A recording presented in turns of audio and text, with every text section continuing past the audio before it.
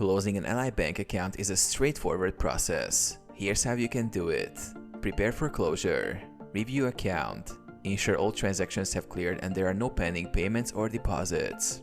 Transfer funds. Move any remaining balance to another account. You can do this by transferring the funds to a linked external bank account or by withdrawing the money.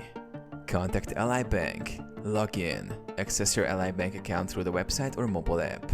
Navigate to support. Find the customer service or help section. Ally typically provides options for account closure in the support area or via direct communication.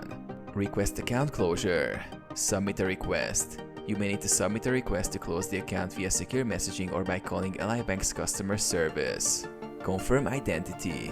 Be prepared to confirm your identity for security purposes. Verify closure.